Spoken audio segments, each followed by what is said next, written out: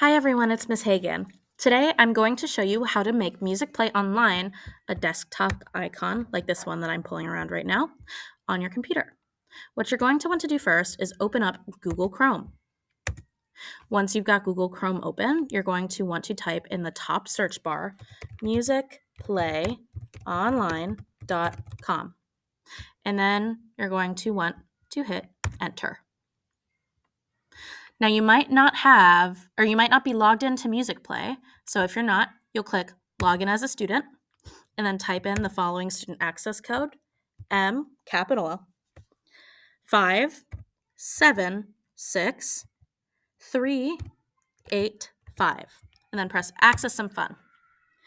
Now that you're accessing the fun of Musicplay Online, what you're going to want to do is press these three dots that's right underneath the X, but not the X, these three dots, and if you hover over it long enough, it'll say Customize and Control Google Chrome.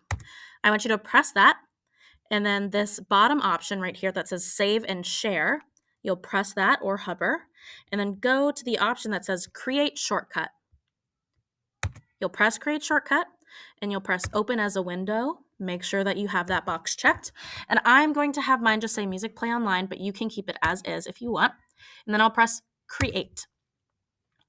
And now that it's created, it's going to ask me if I want to pin it to my taskbar. You don't have to. I'm going to say yes because I'm your music teacher and I have to use it often. And it opens up this window. So I'm going to close out of it and I'll go to my desktop to show you. Now you should have this Musicplay Online that I'm dragging around on your desktop. Happy learning.